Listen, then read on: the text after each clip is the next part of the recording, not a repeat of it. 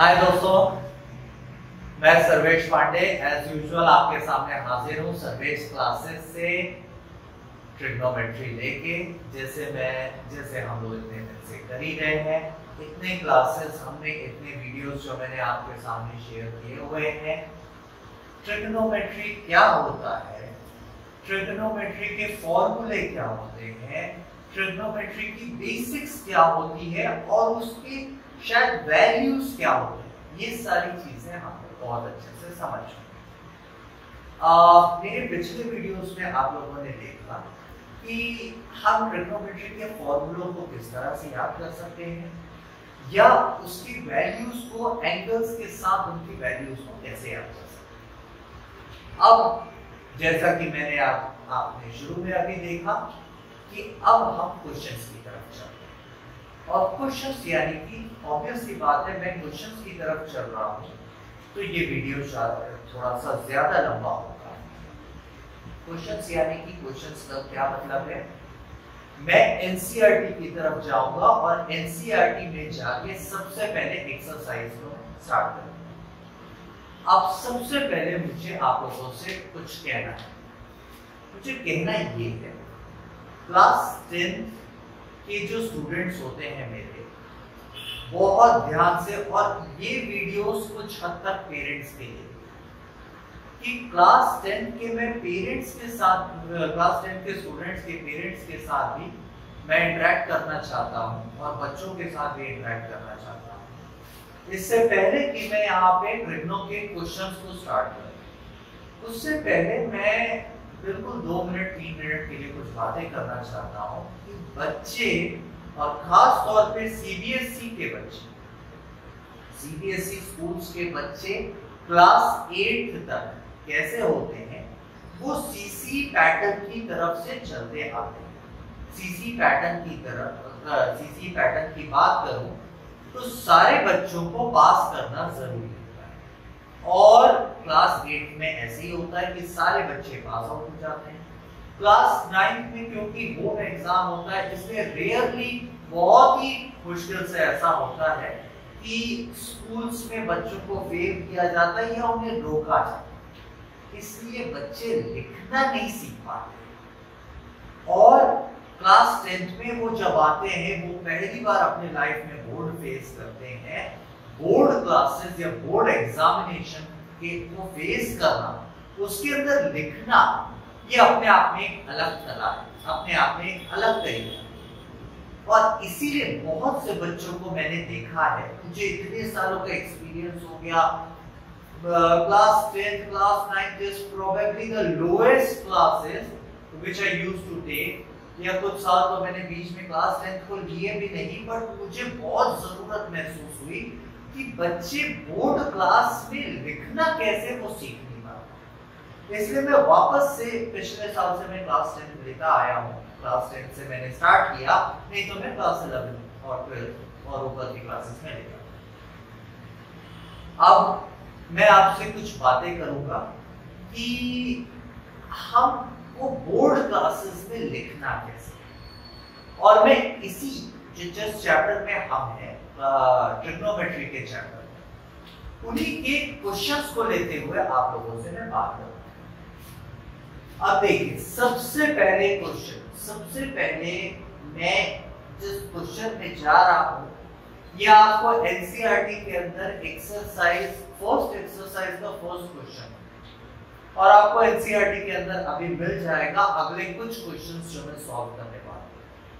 अब बहुत से बच्चों को आदत रहती है 9 के अंदर, लेकिन बहुत से बच्चों को नहीं आदत रहती, वो मैं इनकलकेट करना चाहता हूं। याद रखिए, हमेशा मेरी क्लास के अंदर में जितने बच्चे हैं, सारे के सारे पहले एग्जाम्पल्स सॉल्व करेंगे। मुझे भी यही सिखाया गया है और मेरी फैकल्टीज ने मुझे भी यही सिखाया।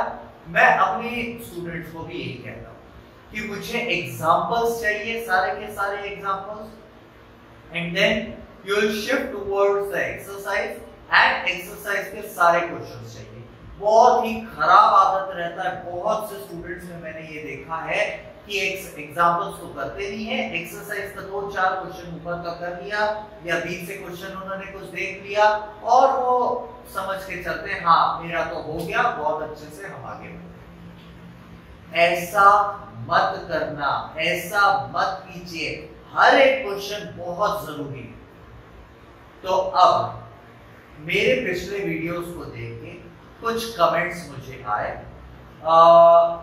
किसी ने मुझे कॉल करके बात किया, किसी ने फिजिकली बात की, किसी ने बात किया, या जैसा मैं आपको हमेशा कहता हूँ कि मैं जितने भी प्लेटफॉर्म पे आपको मिलूंगा वो प्लेटफॉर्म की सारी चीजें आपको बगल में उसके डिटेल्स मिल जाएंगे। आप मुझे कॉल कर सकते हैं, व्हाट्सएप कर सकते हैं। कुछ क्वेश्चंस आए कि सर एक्सरसाइज के ये क्वेश्चन हमको नहीं बन रहा है, या एग्जांपल ये वाला हमें नहीं बन रहा है, या सेकंड एक्सरसाइज का ये क्वेश्चन हमें नहीं बन रहा है। मैं कोशिश करूंगा यहाँ पे कुछ क्वेश्चंस जो मुझे जिनकी क्वेरीज मुझे आई उन क्वेश्चंस को मैं यहाँ पे सॉल्व करके आपके सामने रखूंगा और प्रॉपर उस वे में, जिस वे में बोर्ड क्लासेस में आप लोगों को लिखना है। तो चलिए स्टार्ट करते हैं।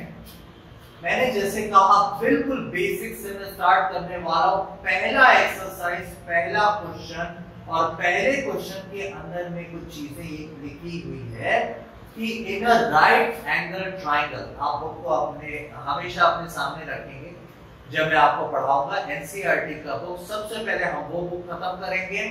अगर आपके डाउट्स होंगे आप मुझसे आरडी शर्मा या कोई भी रेफरेंस से भी आप बात कर सकते हैं। आप मुझे फोन कर सकते हैं या कमेंट में डाल सकते हैं। अब मैं फिलहाल सबसे पहले क्वेश्चन में आता हूं। In a right angle triangle, right angled at B, figure मैंने बनाया हुआ था। In a right angle triangle, right angled at B, what we have is AB is being given as 24 centimeter and BC has been given as 7 centimeter. Now what we have to find is, उस question पे लिखा हुआ है आप देख सकते हैं, find sin A cos A, and second वाला क्वेश्चन है find sin C and cos C। तो जैसा कि मेरे पिछले वीडियोस में मैंने बताया, इस एक राइट एंगल ट्राइंगल के अंदर, अब ध्यान से देखिए, इस राइट एंगल ट्राइंगल के अंदर ये एक एंगल है और ये दूसरा एंगल है, ठीक है। इन दोनों में से मैं किसी एक एंगल को कंसीडर कर सकता हूं, क्योंकि ये एंगल तो 90 डिग्री हो गया, इसे मैं टच नहीं कर सकता। इधर साइन ए और साइन सी, या cos A cos C, tan A tan C, और इसी तरीके से जिस तरीके से मैंने आप लोगों को मेरे पिछले वीडियोस में सारे ट्रिग्नोमेट्रिक रेशियोज के बारे में बताया। अब जैसे मैंने अभी आप लोगों को बताया कि लिखना आना चाहिए, चलिए देखते हैं लिखते कैसे। मैंने यहाँ पे क्वेश्चन नंबर 1 लिखा, या solution number 1, solution number 20, solution number 15 as according to your question paper. इतना चीज लिख के मार्जिन के अंदर आप ये चीज लिखेंगे, उसके बाद आप गिवन लिखेंगे, गिवन, और इसे मैं डबल लाइन कर देता हूं, अंडरलाइन कर देता हूं। क्या गिवन है?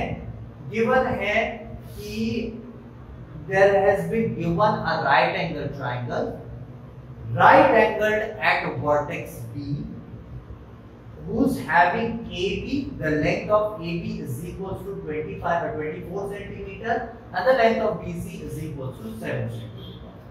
मैं बहुत आसानी से इसे यहाँ पे लिख सकता हूँ कि AB equals to 24 centimeter and BC equals to 7 centimeter.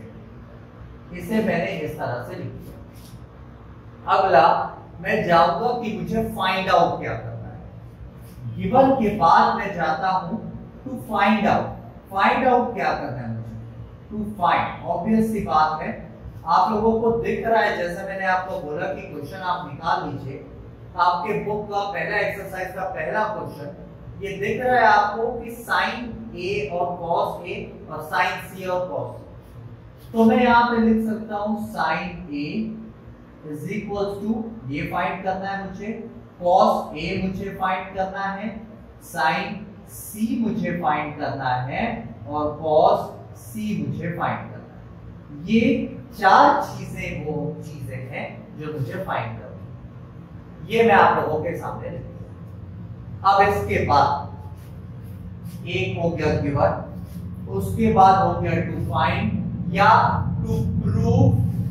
Geometrical questions के अंदर हम जब जाएंगे तो हम टू प्रूव लिखेंगे क्योंकि वहां पे प्रूव करना होता है। उसके बाद फिगर आना चाहिए, फिगर इस तरह से आप फिगर लिखेंगे और यहाँ पे ये वाला फिगर आप बनाएंगे। ये जो मैं आपके साथ बात कर रहा हूँ ये बिल्कुल स्टैंडर्ड बात कर रहा हूँ जो CBSE ने स्टैंडर्ड किया हुआ वो मैं आपके साथ बात कर रहा हूँ। तो जब फिगर लिखेंगे ये फिगर जो आप ही के सहूलियत के लिए मैंने यहाँ पे बनाया, अलग से बनाया है, उसे आप कोशिश करेंगे अपने आंसर शीट में, अपनी कॉपी में यहाँ पे बनाने का।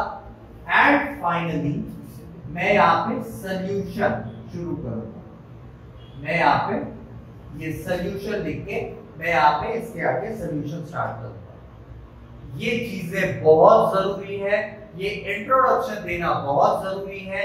एग्जामिनर को एटलीस्ट ये पता होना चाहिए कि हमें ये सारी चीजें पता है बहुत अच्छे से।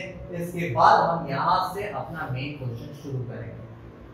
मैं आप लोगों को क्वेश्चन करने के साथ साथ एक अच्छा इंप्रेशन डालना भी सिखा रहा हूँ। मैं कोशिश कर रहा हूँ कि एग्जामिनर के ऊपर बहुत एक अच्छा इम्पैक्ट भी पड़ेगा। बढ़ते हैं आगे। जैसे मैंने आपसे कहा कि अब मैं सॉल्यूशन शुरू करने वाला हूं। सबसे पहले इस क्वेश्चन को करने के लिए मुझे क्या चाहिए? मुझे sine theta something sine related चाहिए। और क्या चाहिए? समथिंग कॉस रिलेटेड चाहिए।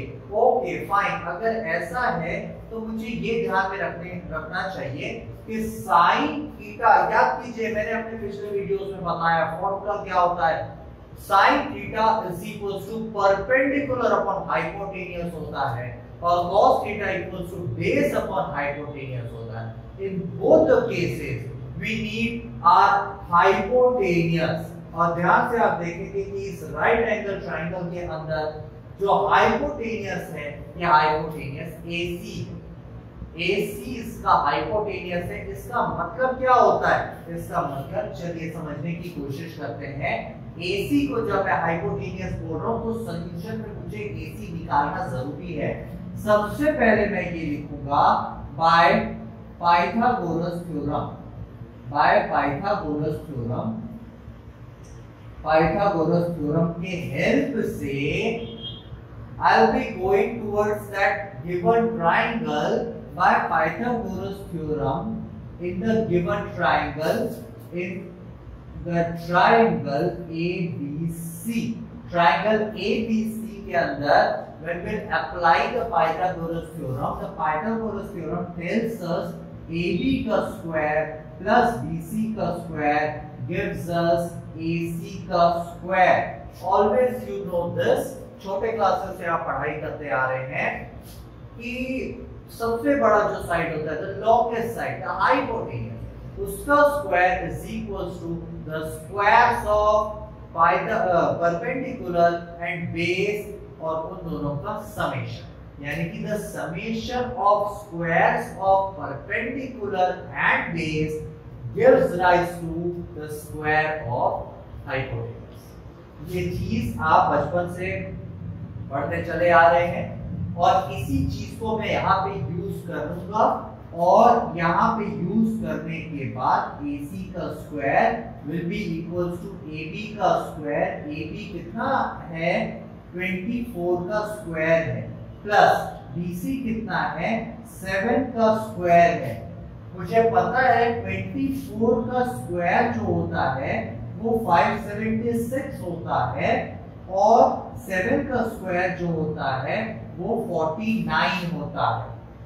576 plus 49 becomes 625 and 625 AC square equals to 625। That means therefore AC should be equals to square root of 625। अब मैं यहाँ पे 2 मिनट रुकूंगा। स्क्वायर रूट ऑफ 625 मेरे ख्याल से अगर इस वीडियो को अभी इस वक्त 100 स्टूडेंट्स आर वाचिंग, 100 लोग अगर देख रहे हैं, तो मेरे ख्याल से 90 students, 90 viewers will definitely tell this कि 625 का स्क्वायर रूट क्या होता है।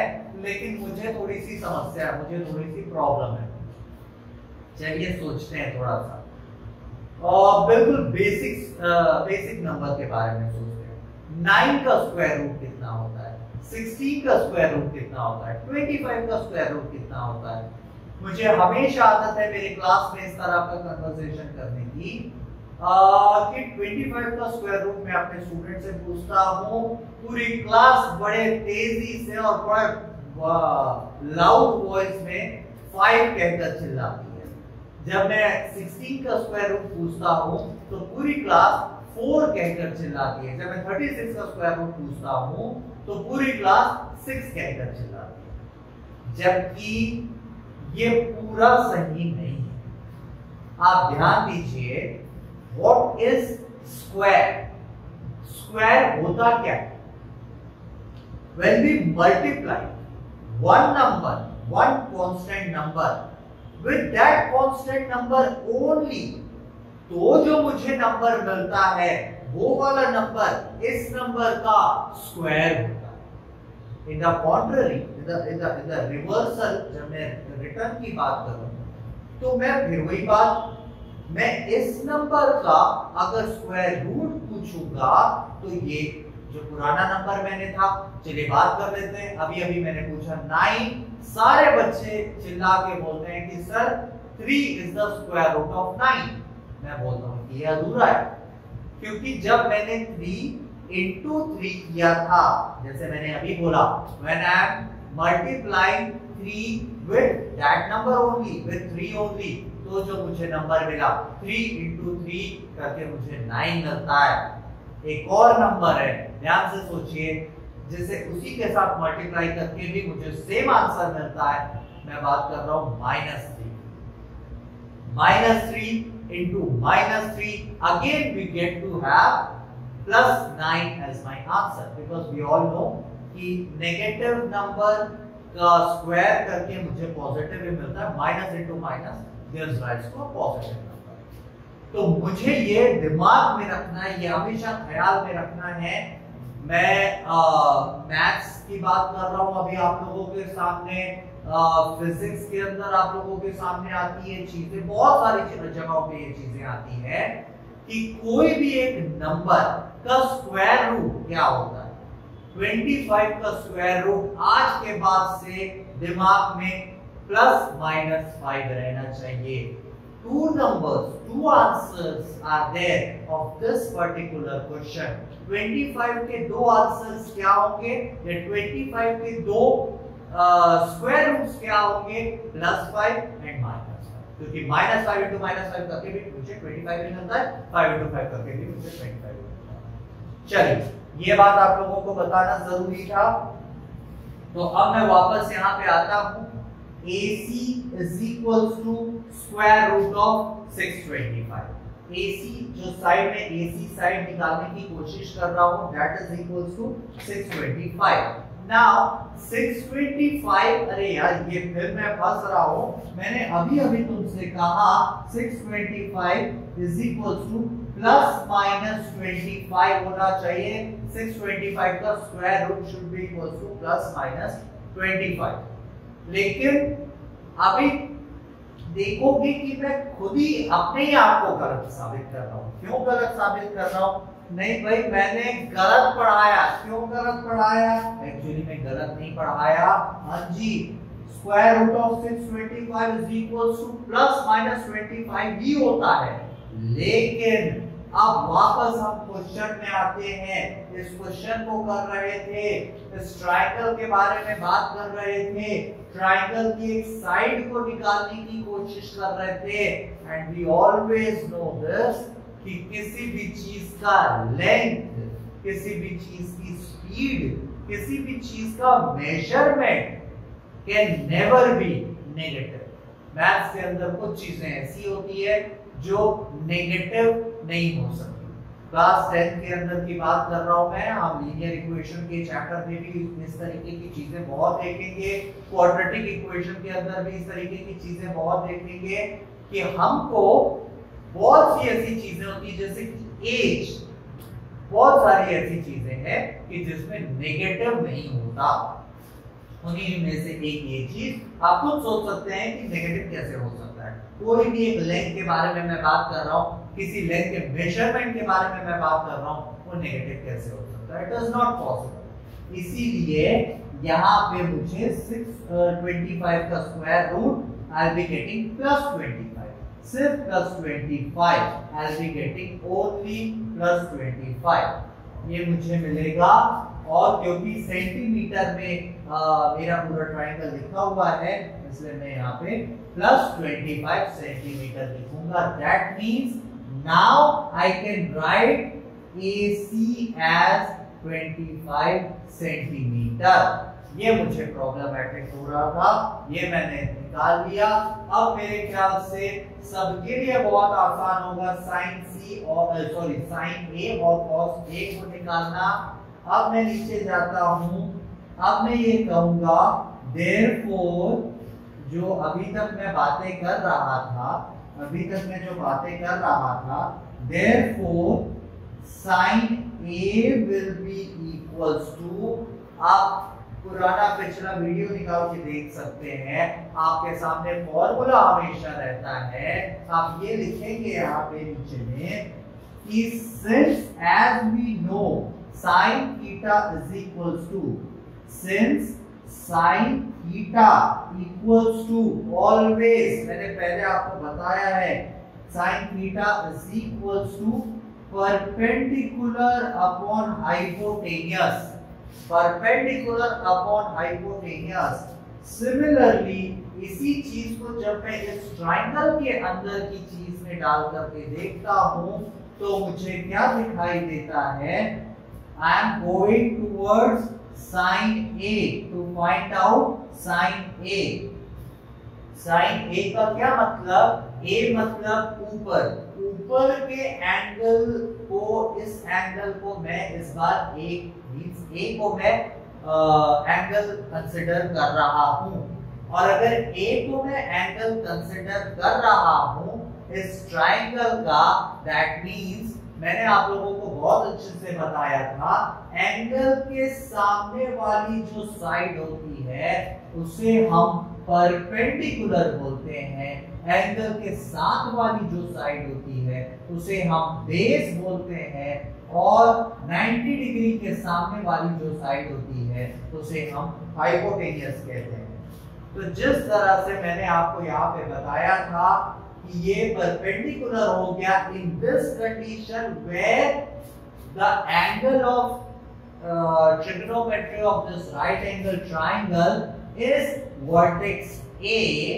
तो जहां पे ये होता है वहां पे वर्टेक्स A के सामने वाला परपेंडिकुलर होगा, साथ वाला बेस होगा, 90 डिग्री के ऑपोजिट वाला हाइपोटेनियस होगा।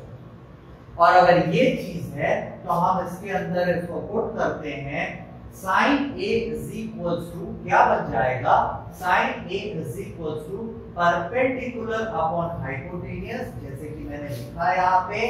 So after coming to this triangle, what will see? BC upon AC, perpendicular है BC, hypotenuse है AC, BC upon AC will be equals to, BC कितना है? 7 है, और AC कितना है? 25 है। एक्चुअली मुझे यहाँ पे 7 सेंटीमीटर और 25 सेंटीमीटर लिखना चाहिए, लेकिन मैं नहीं लिखूंगा।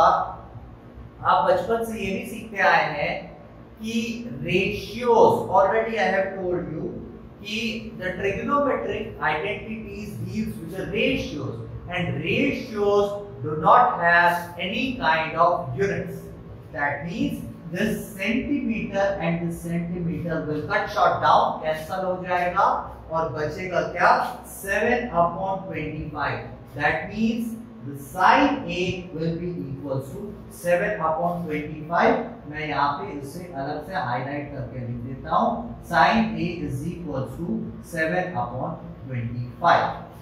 Now similarly मैं cos A की तरफ जाऊंगा. मैं यहाँ पे ये काम कर रहा हूँ. cos A की तरफ जाऊंगा. As I have told you, as we know, since cos theta is equals to base upon hypotenuse, जिस तरह से मैंने बताया है, जिस तरह से हमने बात किया है पिछले वीडियो में, मैंने बहुत अच्छे से ये चीज बताई है कि cos theta equals to base upon hypotenuse होता है. That means इस ट्रायंगल के अंदर, इस केस के अंदर मैं आऊंगा again in the similar way. मैं बात कर रहा हूं cos A के बारे में. When I am considering this angle as the angle of trigonometry of this triangle, इस एंगल के सामने वाला साइड जो है वो परपेंडिकुलर होता है, साथ वाला साइड बेस होता है, 90 डिग्री के ऑपोजिट वाला साइड हाइपोटेन्यूस होता है. That means what I do is cos A is equals to base. इस ट्रायंगल के अंदर बेस जो है वो AB है, मैं AB लिखूंगा और इसके अंदर जो हाइपोटेन्यूस है वो AC है, यहाँ पे मैं AC लिखूंगा. That means therefore cos A will become AB upon AC. AB का मतलब 24, AC का मतलब 25. This ratio already I have told कि रेशियो के अंदर कोई भी यूनिट नहीं होता है, यानी कि जो हमको चाहिए था, पहला क्वेश्चन हमने निकाल लिया. sin A and cos A हमको चाहिए था. This is sin A and this is cos. ये हमने. तो जैसा कि हमने देखा sin A और cos A का वैल्यूज मैंने निकाल दिया. अब नेक्स्ट मुझे क्या करना है, sin C और cos C की तरफ जाना है. बिल्कुल 2 मिनट का सॉल्यूशन बचा. सेम सिमिलर वैसा ही काम करना है मुझे. पिछले बार मैंने एंगल A को लिया था, इस बार मैं एंगल C को लूंगा, सेम काम करूंगा. पिछले बार एंगल A था, उसके हिसाब से मैं सोच रहा था. इस बार एंगल C है, एंगल C के सामने वाली साइड को परपेंडिकुलर कहते हैं और इस ये एंगल को कंसीडर कर रहा हूं मैं, तो इस एंगल के साथ वाली साइड को बेस कहते हैं और जो हाइपोटेन्यूस होता है वो तो कांस्टेंट होता है, वो परमानेंट होता है. तो अब इस बार देख लीजिए कि क्या हो गया, ऑल्टर हो गया, चेंज हो गया. जो पहले परपेंडिकुलर था वो अब बेस बन चुका है, जो पहले बेस था वो परपेंडिकुलर बन चुका है, क्योंकि मैंने एंगल को चेंज कर दिया. तो इस बार एंगल A मेरा एंगल नहीं है, एंगल C मेरा एंगल है. ट्रिग्नोमेट्री का एंगल मेरा C है, यानी कि थीटा C है. और इसीलिए अब मैं फिर पिछले जैसा मैंने अभी बताया उसी तरह से काम करूंगा. यहाँ पे मैं लिखूंगा कि as we know that sin theta any of sin theta is equals to, अभी हमने बात किया था, परपेंडिकुलर अपॉन हाइपोटेन्यूस होता है. therefore sin of C will be equals to what? sin of C, जैसे अभी हमने देखा परपेंडिकुलर ये साइड बन चुका है, हाइपोटेन्यूस ये साइड बन चुका है. ये AB अपॉन AC मैं लिखूंगा, AB अपॉन AC मैं इसके अंदर लिखूंगा. AB अपॉन AC क्या है? 24/25 है. Already what I have told you कि यूनिट्स नहीं लगाएंगे हम, क्योंकि हम रेशियो में काम कर रहे हैं. और सिमिलरली मैं फिर से वही चीज लिखूंगा कि since we know that cos theta is equals to कितना होता है? बेस अपॉन हाइपोटेन्यूस होता है. In this condition what we are viewing is cos of C मुझे निकालना है. cos ऑफ C इस कंडीशन में बेस क्या है? BC है. परपेंडिकुलर ये है और हाइपोटेन्यूस AC है, BC अपॉन AC रखूंगा, मतलब cos C is equal to BC upon AC will give me what is BC? BC is 7 centimeter, 7 upon 25. cos C मुझे ये मिल गया, sin C मुझे ये मिल गया, ये मुझे निकालना था। ये बिल्कुल बेसिक पहला क्वेश्चन था, इसलिए मैंने इतना टाइम लिया। क्लास 10 का कोई भी स्टूडेंट जो कि पहली बार ट्रिग्नोमेट्री को देख रहा है और सॉल्व कैसे करना है ये पहली बार देख रहा है, उससे इस वीडियो को देख के बहुत अच्छे से समझ में आ जाएगा।